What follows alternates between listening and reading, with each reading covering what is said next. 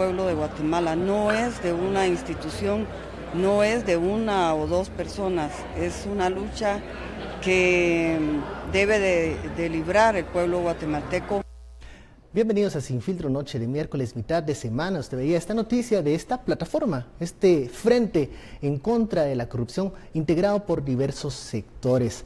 Además, el próximo miércoles 7 de marzo se llevará a cabo el tercer encuentro ciudadano en donde se planteará una pregunta: ¿Estado democrático o Estado capturado? De eso hablaremos y para eso nos acompaña este día en el estudio el señor Dionisio Gutiérrez, presidente de la Fundación Libertad y Desarrollo. Muy buenas noches, Dionisio. Ben, muchas gracias, buenas noches. Un gusto aquí compartir con ustedes. También nos acompañan los analistas Philip Chicola y Daniel Herring. Muy buenas noches. Muy buenas noches. Buenas noches. Comencemos, yo quiero comenzar haciendo referencia a esta plataforma que se integra hoy y también lo que se espera para el 7 de marzo y este debate de un Estado democrático integrado por muchos o un Estado capturado al servicio de pocos. ¿Cuál es su reacción a esta conformación de la plataforma anticorrupción y lo que se va a discutir el próximo 7 de marzo? Una iniciativa excelente, necesaria, positiva, que debe marcar de alguna manera un llamado a la actitud que debe tener la ciudadanía respecto al apoyo que la lucha contra la corrupción necesita. Sin duda alguna es un cáncer que le ha hecho un daño terrible a la sociedad, al país, por décadas, y creo que tenemos una oportunidad en este momento de, en la medida de lo posible, erradicarla. No debemos perderla. ¿Por qué estamos como reaccionando tarde a buscar una agenda mínima, a conseguir acuerdos entre diversos sectores? Pareciera que nos cuesta ponernos de acuerdo en un tema tan fundamental como la lucha anticorrupción.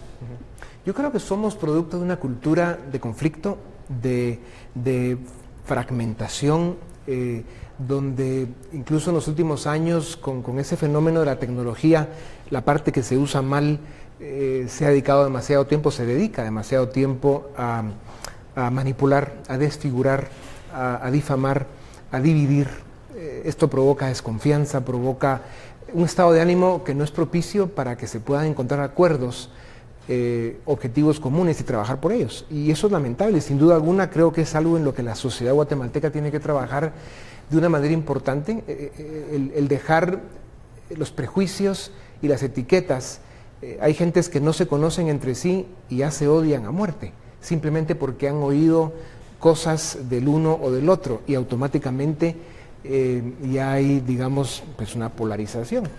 Yo creo que tenemos que trabajar en el construir una sociedad más unida, mejor comunicada, con eso, menos prejuicios, menos tergiversación y manipulación y más confianza. Ese es el reto. ¿Por qué ahora, Dionisio? ¿Por qué en estos momentos salir? Es algo que después de una entrevista en radio que dio el lunes se habló mucho, se especuló mucho, ya sabes todos los mitos que giran en torno a su figura. ¿Cuál es la razón de que Dionisio Gutiérrez opte por dar un paso al frente y tener un discurso más público? Bueno, yo mantengo la impresión que nunca he dado un paso para atrás. Yo cabalmente en estos días estoy cumpliendo 40 años de haberme iniciado en la vida cívica del país. Durante 20 años desde Libre Encuentro pues estuve muy público, así como están ustedes ahora todos los días. Antes de eso estuve en otras actividades siendo mucho más joven y después de Libre Encuentro me alejé de la primera plana, pero he estado trabajando en proyectos cívicos educativos y he salido públicamente cuando lo he considerado necesario, oportuno, a decir lo que creo que debo decir porque responde a mi forma de sentir, de pensar y sobre todo a mis principios.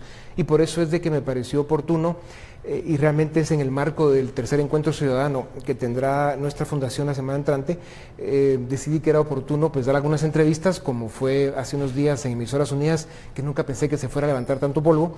Creo que la gente ha visto más algunas reacciones de esos netcenteros mafiosos, que los hay, que desfiguran, que son los que provocan, digamos, esta confrontación que hay en el país, en vez de que hayan analizado las cosas que yo afirmé en la entrevista.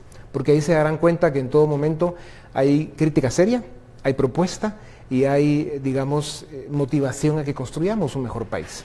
Cuando vemos el título del evento, del tercer encuentro ciudadano, parte de una disyuntiva bastante extrema. Estado democrático, sí. Estado capturado. ¿Por qué una disyuntiva tan extrema? ¿Cómo está viendo usted la dinámica de país para plantear precisamente esa reflexión? Yo creo que es importante que los guatemaltecos tomemos conciencia de la gravedad del problema que tenemos en nuestro país. Se ha construido a través de un buen número de décadas un Estado capturado, un Estado diseñado para la corrupción y el saqueo, para el abuso y la, digamos, manipulación de las instituciones, para el cinismo y la vergüenza. Ese es el Estado que tenemos. Y ahorita, en este momento, hay esfuerzos importantes que están luchando en contra de eso, y lo que hay es un pulso, y es un pulso muy fuerte entre esas fuerzas oscuras que quieren mantener la captura del Estado. Es por eso que no funciona, y luego hay fuerzas que con todos esos defectos y errores están tratando de empujar ese pulso al lado correcto de la historia, que es fortalecer nuestras instituciones, ir fundando un Estado de Derecho en el país, un régimen de legalidad, un respeto básico a las instituciones, para que podamos construir un país de verdad. Y en el momento en el que nos encontramos, salimos pues de la dinámica 2017, en donde pues, estuvimos a un pelo de que se expulsara al comisionado Iván Velázquez. Estamos a 3-4 meses de que se elija nueva fiscal general. Estamos a un año de que haya convocatoria de elecciones. Esta coyuntura, ¿qué tan crítica es para el futuro del país? O sea, ¿estamos realmente conscientes de lo que estamos viviendo ahorita? Yo me atrevo a decir que no hay el nivel de conciencia suficiente, sobre todo en las élites, para que actúen de una forma más definida y decidida. Estoy convencido de que es un momento muy crítico en la historia del país. Primero sería una tragedia desaprovechar la oportunidad que estamos viviendo en este momento. Creo que es importante valorarla y ponerle atención, y creo que sería muy grave si perdemos las batallas que en este momento se están librando, como por ejemplo la elección del próximo o la próxima fiscal general. Hay que ponerle mucha atención a ese proceso, hay que ver quiénes son los candidatos, quiénes quedan al final en el grupo de los 6, de entre los cuales el presidente tendría que elegir al próximo fiscal general, y la nación entera tiene que salir a la calle si esa persona resulta ser un fiscal general que fue escogido para defender los intereses oscuros, el crimen organizado y todo lo que tiene este país de rodillas. En esa etapa crucial que será mayo para la elección del fiscal general, ¿cuál es lo que se espera del presidente Jimmy Morales? ¿Qué escenario pinta usted de lo que pueda ocurrir en mayo cuando lleguen esos 6 nombres frente al presidente Morales, que él dice abandera la lucha contra la corrupción? ¿Usted cree que el presidente Morales es un aliado en esta batalla contra la corrupción? No, creo que no. Y creo que hay tiempo todavía para reflexionar y para asumir la responsabilidad que le va a llegar a su despacho en algún momento de mayo. Él tiene que tener muy presente su responsabilidad histórica con la nación que le hizo presidente. Está a tiempo todavía, y yo espero de verdad que no se cometa un error que le cueste a él como presidente, a su gobierno y sobre todo al país. La elección del próximo fiscal general es determinante y será una marca histórica en la vida de este país en este momento. ¿Pero le tiene confianza? ¿Cree que cuando llegue el momento tomará la decisión adecuada el presidente? Confianza ninguna, porque no tengo por qué tenerla, y luego tendremos que ver cuando llegue ese momento, ¿verdad? Lo que sí estoy convencido es que hay que estar muy pendientes de cómo se va desarrollando este proceso, quiénes terminan siendo los 6 candidatos a fiscal general y al final, por supuesto, a quién se escoge. Veremos. Hay que dar el beneficio de la duda. Si la lógica nos indica que no es un aliado en esta batalla contra la corrupción, la elección sería por una persona afín a Morales y a este grupo, ¿no? Por eso es tan importante... Ese es el peligro. Sí, sí. Por eso hoy en la mañana en el evento que se hizo de este frente en contra de la corrupción, que se dio un apoyo muy importante al trabajo que está haciendo el comisionado Cicig y la fiscal general en el MP, se insistió en muchos momentos sobre la importancia de vigilar el proceso de escogencia del próximo fiscal general. Y esto es lo que hay que hacer. Creo que hay que tomar, y además hubo representantes y líderes de muchísimos sectores de la sociedad, y todos de alguna manera reiteraron y afirmaron este tema. O sea que en ese sentido vamos bien. Bueno, vamos a la primera pausa de la noche, la etiqueta SF Anticorrupción. Regresamos más con esta conversación con Dionisio Gutiérrez. Volvemos.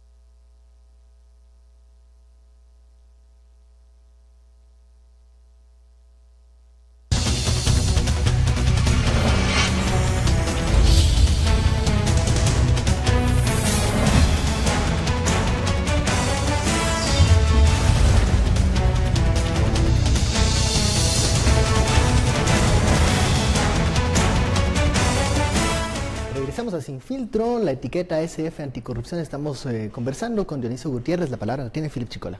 A ver, hablemos un poco de futuro, porque digamos que la dinámica del país nos ha hecho concentrarnos excesivamente en la coyuntura. Y creo que ya llegamos a un punto en donde nos tenemos que plantear, bueno, ¿qué tiene que venir más allá de la lucha contra la corrupción? Pues digamos que estamos viendo la desarticulación de estructuras que cooptaron el Estado, el sistema de justicia, lo vimos hace unos días, vimos estructuras en SAT, el señor Manuel Valdizón, etcétera, etcétera. Pero ¿qué más nos toca hacer? Sí. El problema que tenemos con Guatemala, con nuestro país, es que funcionamos como aquellos tableros que gradúan el sonido, que tienen muchas palancas. Y aquí hay un grupo de palancas que es el sistema de justicia, otro grupo de palancas, los problemas sociales, el crecimiento económico, las políticas públicas. Y tenemos un saldo acumulado tan negativo en tantas áreas en nuestro país que el gran problema que tenemos es qué palancas empezar a tocar primero. ¿De dónde sacamos los recursos humanos y económicos para poder empujar esas palancas y que empiecen a mejorar la calidad del sonido? Y en ese sentido tenemos desafíos extraordinarios en este momento. Y pasando a algo en lo que debemos ocupar más tiempo, que es la propuesta. En este momento tenemos un esfuerzo importante apoyado por la comunidad internacional que se llama CICIG, lucha contra la corrupción y la impunidad. Hay que trabajar de una forma dedicada, responsable a la formación, consolidación, fortalecimiento de las instituciones que van a quedar en Guatemala el día que CICIG se vaya. Y en ese momento podremos ver cuál es el verdadero saldo de CICIG. Y cada quien tendrá el suyo y veremos cómo está el país. Pero en algo a lo que no podemos negar la responsabilidad es que tenemos que fortalecer a esas instituciones que van a ser las garantes de un sistema de justicia, del Estado de Derecho, de que se cumpla la ley y que el que no la cumpla pague las consecuencias. Eso sigue pendiente en Guatemala. O sea, hay esfuerzos, pero todavía son prematuros e insuficientes. Luego tenemos la otra parte de los problemas del país, los problemas sociales. Los niveles de pobreza siguen en este país, la educación no funciona, la salud es precaria, la infraestructura da pena. Tenemos los números sociales más concretamente, hay números de vergüenza en este país, tenemos los últimos lugares, estamos entre el último, el penúltimo o el tercer último lugar en prácticamente todos los índices sociales del continente. Desde que vemos los 17 millones más o menos que somos, hay números de niveles de pobreza, algunos que hacen los propios, los ponen incluso abajo de 40, creo que están muy optimistas. Los datos oficiales los ponen en 59.3, probablemente están inflados sobre todo por el gobierno aquel que infló esos números para corrupción. Y luego, de cualquier forma, entre uno o el otro sigue siendo un número de vergüenza. Vemos los 5.3 años en promedio, el número de años de escolaridad que tienen los niños en Guatemala. En América Latina están en 9,5. Somos el penúltimo o último país en América Latina en años de escolaridad. Y cuando vamos al área rural, baja 3.9. Tenemos datos como por ejemplo los 27 muertos por cada 100.000 habitantes, somos el 7º país más violento de América Latina, el 13º más violento del mundo. Y otro dato para terminar, la economía ha crecido en los últimos 30 años un promedio de 1.3%, quitando el crecimiento de la población. La tasa de ahorro está en el 12.2% en los últimos 10 años en promedio, cuando debería estar en el 20% respecto al Producto Interno Bruto. O sea, un país con esos números no va a ningún lado. ¿Y por qué no crece la economía? Porque dio usted unas declaraciones que han dado mucho que hablar, donde negaba taxativamente que hubiese una relación con el tema de la corrupción. ¿Quién tiene la culpa de que tengamos un crecimiento económico tan pobre? Bueno, lo que he dicho es que no sé quién dijo, porque entiendo que alguien o algunas personas han declarado de que la lucha contra la corrupción está provocando que la economía no crezca. Yo lo que he dicho es que eso es una aberración, que es un insulto a la inteligencia y que da vergüenza escuchar ese tipo de argumentos. O sea, los números de Guatemala son los que son. En los últimos 30 años, el crecimiento neto de la economía en promedio ha sido de 1.3%, quitando el crecimiento de la población. El 2016 y 2017 bajó a 1%, pero es producto de esta disfuncionalidad que tenemos como país. Y de la polarización, del enfrentamiento, de la fracturación que hay en el país. Entonces, el país está detenido en el tiempo. La tasa de inversión total, pública y privada, está en más o menos, creo que es el 7-8% respecto al Producto Interno Bruto, cuando debería estar, el caso de Panamá, 14.2% es la inversión total. Un país como Panamá está en 55% al año de inversión respecto a su Producto Interno Bruto. O sea, si somos un país que tiene un nivel de inversión tan pobre, que ha sido así en los últimos años, y se espera que sea así en los próximos 6, porque no está sucediendo nada que cambie esta proyección, que tengamos unos niveles de inversión que no nos van a permitir crecer la economía más, ni generar el número de empleos, de oportunidades que necesitamos. Entonces lo que hay que hacer es componer el país, empezar a hablar de un modelo de desarrollo, de un proyecto de Estado, de esos elementos que pueden ir construyendo un país en la forma correcta.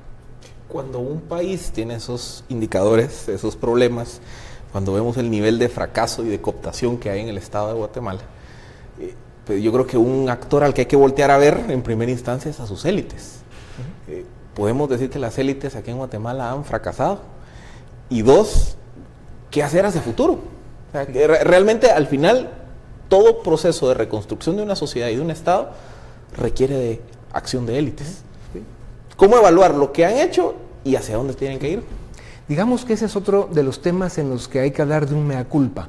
Sociólogos, antropólogos, estudiosos de los temas sociales, etcétera, han hecho estudios profundos sobre la disfunción de las élites, especialmente en América Latina, y sin duda alguna Guatemala tiene una élite fracasada. Y el que no lo quiera ver, pues nada más que analice los números que tenemos. Y ahí está el examen, perdido.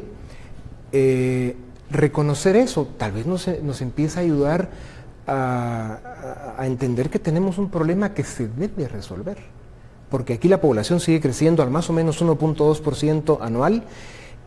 Cada año salen un poco más de 200,000 jóvenes a lo que llaman el mercado laboral a buscar dónde está la oportunidad que mi país me debe dar, porque yo soy chapín, nací aquí y quiero un trabajo. Y solo se generan 25,000 empleos formales al año. ¿Qué responde a aquellos que dicen que las cosas antes sí funcionaban y que Guatemala era un país de oportunidades y desarrollo antes de este desorden que algunos llaman los tiempos ya de CICIG? ¿Para quién funcionaba ese Estado? ¿Para quién era bueno esa Guatemala? Bueno, obviamente para los empresarios, los que tenían su empresa, y la mayoría de ellos haciendo las cosas bien con mucho esfuerzo. Ser empresario en Guatemala no es fácil, hay que luchar en contra de la corriente casi en todo, y la inmensa mayoría de empresarios son gente correcta, decente y que además ha dejado su vida construyendo su empresa. Eso hay que decirlo. Y por supuesto están los grupos que lo han hecho de otras maneras. Pues para ellos, digamos, unos que trabajando duro les iba bien, otros que porque estaban con negocios con el Estado, con la corrupción, hasta el narcotráfico, que digamos es el extremo, pues claro, ellos pueden dar ese argumento, pero hay que recordarse que si hace 100 años éramos más o menos 1.600.000 guatemaltecos, y en aquella época el nivel de pobreza andaba cerca del 60%, 100 años después no ha cambiado mucho, seguimos en más o menos 50%, aunque el dato oficial sea 59%, y el de algunas personas que hacen sus propios números dicen que andan más cerca de 40, no importa, sigue siendo un dato de vergüenza. Los niveles de pobreza siguen absurdos en Guatemala. Pero entonces, ¿quién puede decir que antes las cosas eran mejor? Eran más sencillas, más simples. Está hablando del mea culpa, pero ¿cuál es el pecado que hay que confesar? O sea, ¿cuáles son los pecados? Y le pongo, se lo hago más concreto. Iván Velázquez, el comisionado, siempre habla de que el gran pecado del sistema es el financiamiento. ¿Cuál cree usted que es el pecado, los pecados que hay que empezar a revisar como élite económica? Yo creo que, como insisto, este es un problema que ha sido, digamos, latinoamericano. Los países que han logrado avanzar, hay grandes ejemplos como Chile, que es el gran referente en América Latina, Uruguay y algún otro por ahí que han ido haciendo bien su trabajo, pero les falta. Ahí lo que ha habido es que las élites se han responsabilizado, se han educado, han visto más allá de su actividad profesional o de su negocio y han tomado la decisión de participar activamente como ciudadanos en la vida cívica e incluso en la vida política. Y lo que vemos en los proyectos políticos electorales de esos países son profesionales de diferentes sectores de la sociedad participando en la vida política del país y llegando al gobierno a gobernar. Y además lo han hecho bien. Entonces, en un país como Guatemala, donde realmente hay muchos pecados, hay muchos errores, hay un saldo acumulado negativo muy grande, el primer esfuerzo que tenemos que hacer es en guardar las espadas. El nivel de confrontación que hay en Guatemala es destructivo, es un conflicto en el que todos perdemos. Y yo no entiendo cómo se sigue alimentando, le siguen echando gasolina a ese fuego, con todas estas distorsiones y desinformación y manipulación que hay, que es brutal, y eso hay que detenerlo. Uno de los errores concretos, para hablar de algo más emocionante en programas como este, es, por ejemplo, en el 2015 todos celebramos la caída del infame gobierno patriotero. Un tiempo después, cuando se empezaron a tocar intereses en otros grupos y sectores, el combate a la corrupción ya no gustó tanto. Y entonces empezó toda esta manipulación de la información, ataque, desinformación, todo lo que he mencionado. Tenemos que recuperar la objetividad. Decir, mira, aquí no hay nada perfecto. Todos los que están intentando hacer incluso las cosas correctamente cometen errores. Todo es mejorable. Pero lo que pasa es que hay grupos que quieren mantener no solo la captura del Estado, sino los niveles de pobreza, de atraso y de falta de oportunidades para 18 millones de chapines. ¿Cómo detener este ambiente de crispación, de polarización, sin que eso signifique cuotas de impunidad para ciertos sectores o para ciertos personajes? No, impunidad no puede haber. Yo creo que a estas alturas de la vida de nuestro país, tenemos que estar conscientes que parte de esos mea culpa que hay que hacer es que quienes tengan problemas con la justicia, que los resuelvan. Punto. Esa es la única salida real que tenemos. Es la única salida que le da una oportunidad real al país y hay que pasar por ahí, aunque hayan espinas. Hay que pasar por el fuego. Y clavos. ¿Y qué piensa usted de, digamos, esta discusión que ha habido últimamente sobre, por ejemplo, la ley de aceptación de cargos como un mecanismo para hacer esa transición o la modificación al Código Penal sobre el tema de financiamiento anónimo? Esa respuesta la dejamos para el otro bloque, que ya me dice producción que vamos al corte. Volvemos, la etiqueta SF Anticorrupción.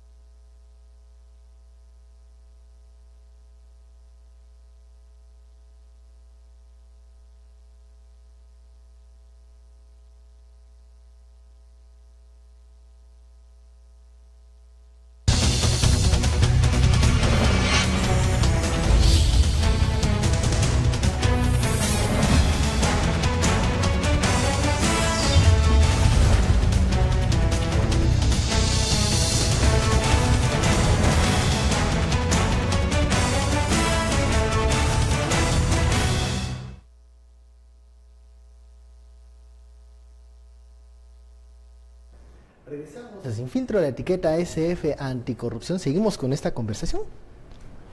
No, yo le había hecho, antes de irnos, la pregunta, se está hablando mucho ahora de mecanismos de transición, ¿no? Mecanismos que puedan aligerar el proceso.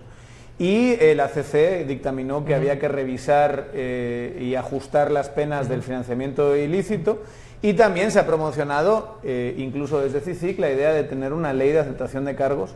No sé cuál es su opinión sobre eso. Si esos son mecanismos de impunidad o son mecanismos de justicia. Yo ni siquiera les llamaría mecanismos de impunidad. Esos son procesos más evolucionados que existen en todos los países civilizados y desarrollados del mundo. Donde estamos atrasados es en Guatemala, y eso hay que ponerlo al día. Es muy distinto el financiamiento electoral que dio una señora de su chequera personal o una persona de un cheque de su empresa, que era dinero que estaba en una contabilidad, que pagó impuestos y que ella decidió apoyar a un proyecto político porque le gustaba o porque no quería que ganara el otro. Eso es muy distinto al dinero del financiamiento que viene de la corrupción, de la evasión fiscal o del narcotráfico. Y eso, por supuesto, debe ser tratado de forma distinta y las consecuencias deben ser proporcionales. Por eso yo quiero ver que de verdad el Congreso se anime a ser responsable alguna vez en su vida y pase leyes que faciliten y alivien un poco este tema. Yo tengo serias dudas de que lo haga. Lo que se está diciendo es que van a querer pasar, o digamos un peligro que se adivina, es que van a querer pasar una reforma que convierta el financiamiento anónimo en un delito administrativo. Sí. Ahora, para salirnos un poco de esta coyuntura que nos tiene tan enganchados a todos, yo insisto en que es importante que se empiece a discutir en todas las mesas del debate público en Guatemala estas preguntas. ¿Qué pasa después de CICIG? ¿Qué va a quedar después de CICIG? Porque se van a ir probablemente más temprano que tarde. Septiembre del 19 es la fecha oficial. ¿Qué estamos haciendo para llegar a ese momento y estar mejor preparados para ya no necesitar pasar por la vergüenza de pedir tutela internacional para que aquí nos ordenen la casa porque nosotros hemos sido incapaces de hacerlo? Eso es un tema que hay que hablarlo. Y el otro tema que sigue pendiente es cuál es nuestro modelo de desarrollo. O sea, realmente, ¿qué somos, de dónde venimos y a dónde vamos? Y yo cuando hablo de modelo de desarrollo he planteado en algunos momentos que son 3 ejes o 3 plataformas, ¿no? La plataforma institucional, que tiene que ver con la fuerza de las instituciones que hagan que el Estado funcione y que la sociedad pueda operar y que hagan los chequeos y los balances necesarios. Obviamente la segunda plataforma o el segundo eje es el proyecto económico y social. O sea, ¿qué tenemos que hacer para que la economía crezca 6 puntos porcentuales por arriba del crecimiento de la población, que en el caso de Guatemala sería 8%? O sea, ¿qué tenemos que hacer? ¿Cuáles son las condiciones que deben darse para que nuestra economía crezca 8% al año en forma consecutiva durante 20 años? Eso es lo que nos permitiría tocar las puertas del desarrollo.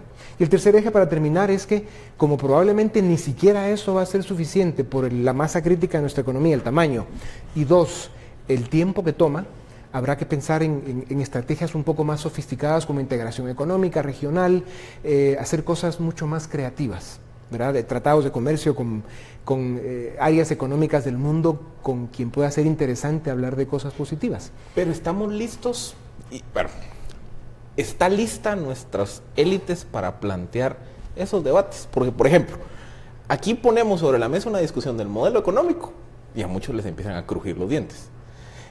Incluso en un debate que en teoría nos debiera de unir a todos, que es la lucha contra la corrupción, vemos, por ejemplo, a una élite empresarial siendo muy tímida en su respaldo al proceso. O sea, si un tema tan obvio, que es de una sustancia ética, de lo correcto, de la lucha del bien contra el mal, pues no vemos masa crítica para apoyarlo, algo ya más profundo, que toca más intereses, ¿estamos listos para entrarle a estos temas? Es que lo que pasa es que estamos discutiendo este tema desde la premisa, digamos, real del tipo de democracia que somos.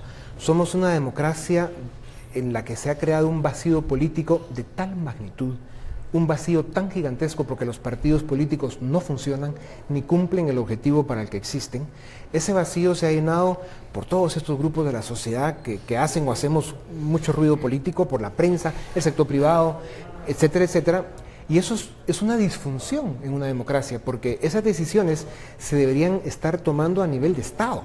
O sea, es desde el presidente de la República con su gabinete, haciendo las propuestas de desarrollo, proponiendo políticas públicas que van a ser operadas por una tecnocracia que además va a ser permanente, no esa que cambian cada 4 años con parientes y amigos, y que va a ser una serie de políticas públicas a las que se les da continuidad por 20 años. Y luego con políticas fiscales, políticas económicas que promuevan ese crecimiento que necesitamos en un ambiente de libertad económica, de confianza, de certeza jurídica y de todos esos elementos que no son ningún secreto, es lo que han logrado que los países a la élite desarrollen. Económica le conviene esas reglas claras que usted menciona, cuando hemos visto en el pasado que muchas veces las cosas se arreglaban de forma más sencilla, con el político de turno, con la administración de turno, financiando campañas, etcétera. ¿Está la élite económica preparada para esas reglas claras en donde todos son iguales ante la ley? Yo creo que esto se aplica a todo el sector empresarial. Creo que eso que acaba de describir Ben es un poco del prejuicio histórico que traemos acumulado también. Es cierto, por supuesto que existe mucho de eso, o sea, somos un país que está, digamos, evolucionando y probablemente estamos dando nuestros primeros pasos. Si comparamos un país con un patojo de escuela, pues probablemente no hemos ni terminado la primaria. O sea, aquí nos falta mucho por recorrer. Entonces, reconociendo eso, por eso insisto, si nosotros discutimos desde la plataforma de que son el sector privado y grupos de la sociedad civil los que tienen que decidir cuáles son las políticas de Estado que nos van a permitir alcanzar el desarrollo, estamos partiendo de entrada de un grave error. Lo que hay que rescatar en Guatemala es la política. Nosotros tenemos graves problemas sociales y serios problemas económicos, pero el verdadero problema de Guatemala es político. ¿Y cómo se rescata la política? A través de los partidos políticos. Y los partidos políticos se rescatan a través de un proceso que es complejo, que toma tiempo, que tiene que ver con formación, con una decidida participación de los ciudadanos, especialmente de la juventud, que digan, llegó el momento de dar un paso al frente y poner el pecho. Con un financiamiento claro y transparente también. Por supuesto. Pero todo ¿y da eso... tiempo para 2019? Porque esto tampoco no. podemos esperar mucho tiempo. No. 2019 va a ser una fecha clave, podemos estar de acuerdo con eso. Sin duda alguna. Un proceso de formación quizá lleve más tiempo. El 2019 va a ser otro proceso accidentado e improvisado. O sea, de aquí para allá no da tiempo a más a que aparezca, esperemos en Dios, un buen candidato y que pueda, digamos, recoger lo poco que va a quedar y tratar desde ahí ir haciendo algo. Pero si queremos ser serios, tendríamos que trabajar, no sé, por lo menos 5 años con mucha dedicación y muchos recursos para preparar varias alternativas o varias propuestas políticas que puedan presentarse ante el pueblo guatemalteco y decir, aquí estoy hoy, que escojan a uno o a otro para que haga un buen trabajo. ¿Quién y cómo deben de financiar a los partidos? Que ese creo yo que va a ser uno de los puntos torales que surjan de lo que puede ocurrir. Yo creo que en el mundo desarrollado, digamos, hay muchas buenas ideas de cómo han logrado resolver este tema, pero los principios son claros, ¿no? Tiene que ser absolutamente transparente, tiene que ser conocido, firmado, actas levantadas, recibos entregados, dinero lícito que viene de contabilidades que pagaron impuesto, etcétera, etcétera, y punto. Y ahí que hayan los límites que tengan que haber según los que discutan esto y logren acuerdos para que sean campañas razonables. En Guatemala llegamos a tener campañas por voto de las más caras del mundo. O sea, eso nada más confirmaba esa estadística perversa que tiene Guatemala también, que en los últimos procesos electorales más del 70% de las campañas se ha financiado por el narcotráfico y la corrupción. Eso es lo que iba acercando a Guatemala a una especie de narcoestado. Ve ahora, de cara a 2019, una propuesta de consenso. ¿Se pueden generar consensos para reformar el Estado frente a los peligros de esta clase política que lo ha capturado en gran medida? El Estado ha sido capturado por muchos más grupos que solo la clase política. La clase política es el vehículo, digamos, ¿verdad? Ellos han abierto las puertas y han subido y bajado las talanqueras, etcétera. Pero yo creo que este es un tema de liderazgo, es un tema de responsabilidad, pero subrayo liderazgo. Y ese liderazgo tiene que idealmente verse en las élites de todos los sectores del país, la élite académica, la élite profesional, la sociedad civil, la élite económica, por supuesto. Pero el esfuerzo de las élites debe concentrarse en refundar la política, en rescatar los partidos políticos, en construir una política distinta para Guatemala. ¿Y a quién ve en ese consenso y sobre todo a quién no ve en ese consenso ahora mismo? Yo nos veo a todos. Yo creo que, claro, ¿Álvaro Arzú también? Yo nos veo a todos los que queremos construir un país distinto, a los que queremos aprovechar los momentos que, aunque tengan espinas y obstáculos, debemos pasar por ahí para poder aprovechar esos momentos estelares de la historia que no se repiten con demasiada frecuencia.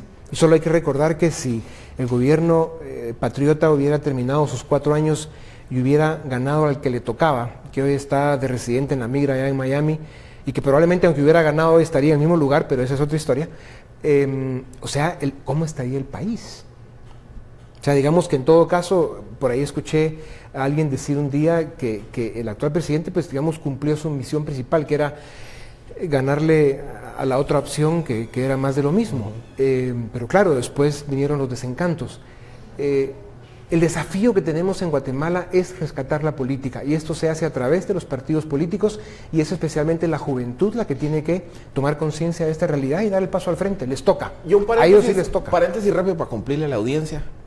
Hay por lo menos unas 15 preguntas de personas que nos dicen cómo ven el rol que está jugando Álvaro Arzú hoy como líder político. Yo creo que todo lo que estamos viviendo hoy en Guatemala con esta, yo le llamo polarización, fragmentación o confrontación, es que se han ido tomando posiciones políticas y creo que hay muchos grupos y personas que han tomado una posición. Yo no soy quien para juzgar, creo que es el sistema de justicia que en este momento está empezando a funcionar el que debe iniciar los procesos que se tengan que iniciar, y si hay evidencias y responsabilidades, quien tenga que pagar, que lo pague. Lo que hay en este momento es confrontación, posiciones políticas, porque en el caso del alcalde de la capital, que ha pasado tantos años haciendo gobierno, pues obviamente ahí hay una responsabilidad por tantos años en el poder capitalino, y por cuestiones políticas en este momento hay cuestionamientos e incluso persecución. Él tendrá que enfrentar eso si le llega el momento y será la justicia la que tenga que decir en qué lugar queda. Ahora, muchas veces hemos hablado acá en este espacio de Álvaro Arzú como esta voz que está convocando, digamos, a todo este sector anti-CICIG, por mencionar. ¿Hay algún liderazgo nacional que le haga contrapeso al señor Álvaro Arzú en estos momentos que no sea, claro, Iván Velázquez? ¿Está el Maldana? Yo creo que tenemos que pasar de la cultura del cacique a hablar de una sociedad más abierta, donde empezamos a discutir los problemas con argumentos de verdad, dando la cara, y pensar en que si no hay suficientes líderes, dirigentes que puedan hacer este trabajo, pues digamos, formarlos en el camino y asumir la responsabilidad. Porque el problema es que, insisto, en Guatemala siguen naciendo más de 1 millón de personas al año, siguen buscando trabajo más de 200,000 jóvenes cada año, y no estamos siendo capaces de responderle a esos guatemaltecos nuevos. Y de los actuales, tenemos a un porcentaje vergonzoso en la pobreza y números que no son de un país normal. Yo se lo mencionaba porque, por ejemplo, en las manifestaciones de 2015, una de las ventajas que se mencionaba en aquel entonces eran que eran, bueno, marchas diversas, convocadas por diferentes grupos, pero la debilidad es que no emergió un liderazgo, digamos, más concreto de esas manifestaciones. Hoy por hoy hay una carencia de liderazgos. ¿Por dónde buscar entonces, por dónde llamar a estos líderes si cuando sale un líder se le critica, se le difama y incluso se le dicen 1000 cosas en redes sociales? ¿Dónde buscar esos líderes? Algo he oído yo de esas cosas. Yo creo que los líderes surgen en los momentos en que las naciones los demandan. Esos son procesos de alguna forma naturales, espontáneos, y que han pasado. Lo que pasa es que estamos viviendo un momento de desconfianza. Nadie cree en nadie en esta sociedad, porque nos hemos antagonizado de una manera tan brutal, nos hemos descalificado unos a otros de una manera tan brutal, hemos acumulado prejuicios y etiquetas de una manera tan brutal que hoy en Guatemala ya nadie cree en nadie. Entonces, ahí tenemos, como decía al principio, el primer problema a resolver. En fin, es complejo. Hoy en el evento del Frente contra la Corrupción, como habían personas de muchos sectores, hubo algunas personas que cuando miraban a otras personas ahí, a quienes ni siquiera conocían, dijeron, si él está ahí yo no me subo, por el tema del prejuicio. Esa es la fotografía de Guatemala en este momento. Exactamente. Entonces, y ese grupo que hoy se reunió para el Frente contra la Corrupción, por ejemplo, mi apuesta es que fue muy importante hacerlo, y a menos que suceda algo extraordinario, ese grupo se va a activar y creo que lo va a hacer con mucha fuerza. Pero si no hay necesidad, ese grupo no se vuelve a ver. Bueno, vamos a la pausa, SF Anticorrupción, volvemos.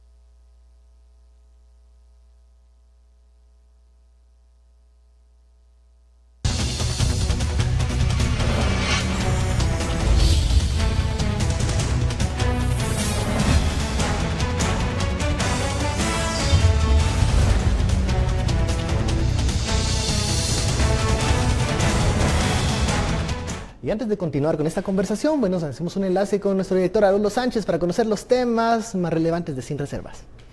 Qué gusto, Ben Caichín. Hoy en Palabras y Reservas, la corrupción es uno de los peores males que azotan los gobiernos de América Latina.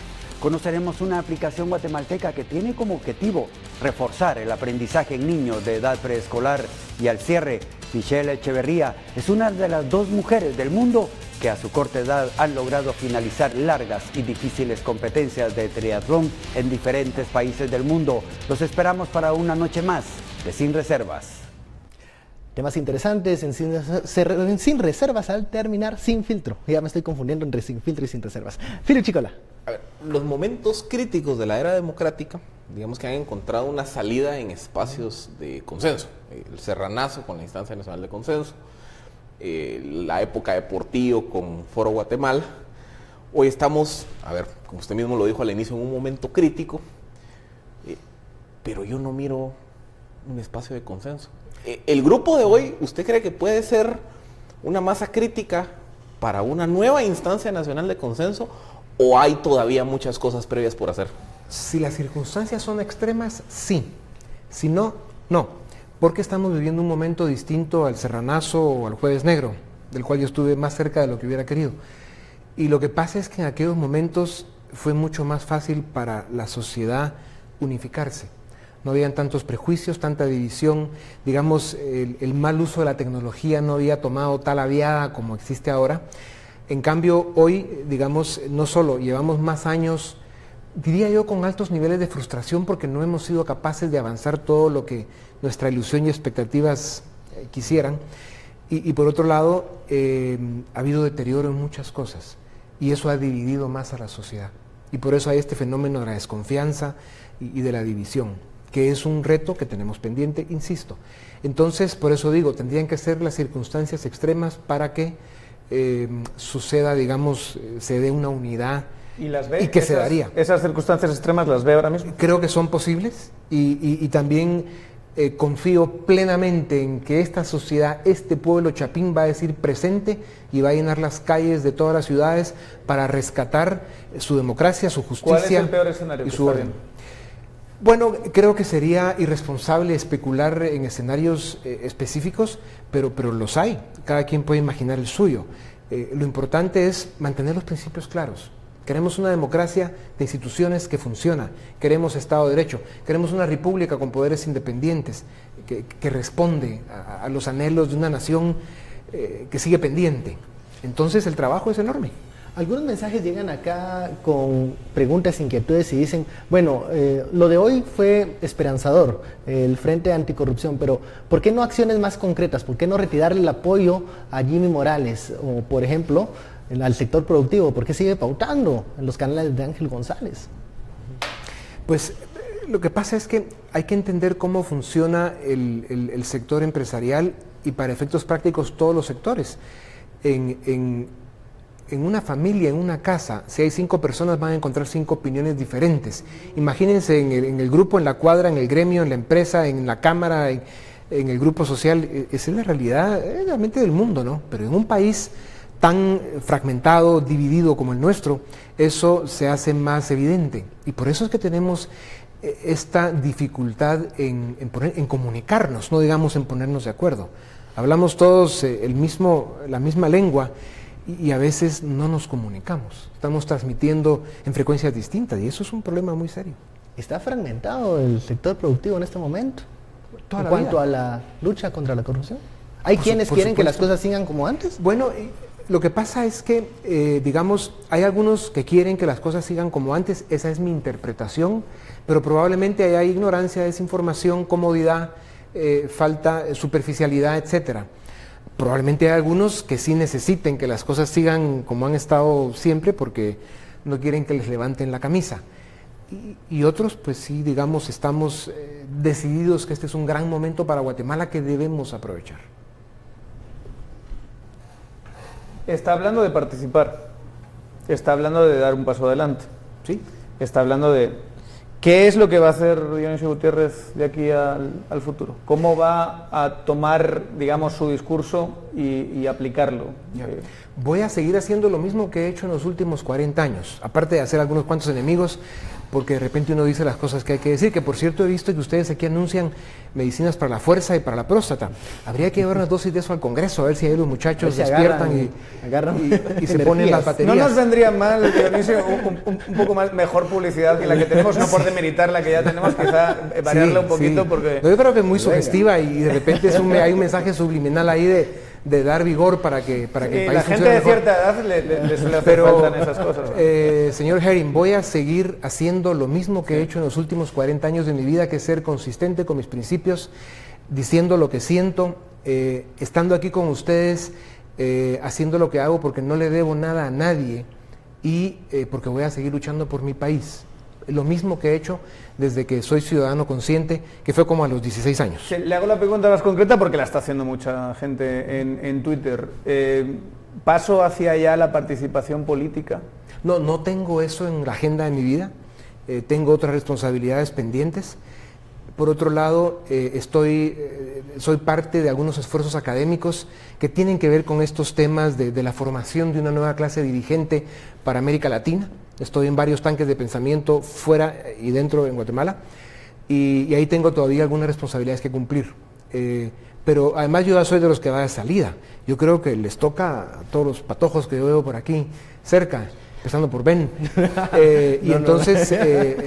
¿Qué mejor, digamos, congreso tripulado por gente como ustedes? Cuando escuchamos, digamos, nuevos grupos que se están organizando, que están en proceso de formación, que han ingresado a instituciones académicas para prepararse y para incursionar en la política, nos topamos muchas veces con un dilema tipo del huevo o la gallina, y es, ¿qué tiene que ocurrir primero?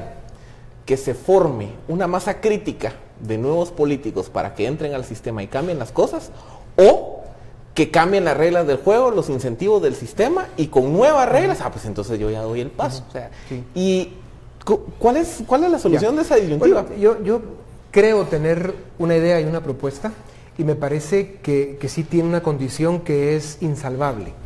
Y es que si lográramos que sector empresarial, universidades, sociedad civil, grupos de jóvenes fueran parte de un movimiento cívico en el cual lograran convencer a un número suficiente de ciudadanos que, caminando a través de una plataforma que debe ser técnica, académica, etcétera, puedan ir en números importantes a ingresar en los distintos partidos políticos con los que se puede trabajar todavía, y que ahí vayan ocupando espacios en todas las posiciones que debe tener un partido político de nivel nacional, y que ahí se vaya construyendo un esfuerzo de propuesta de proyecto político en cada uno de los distintos partidos.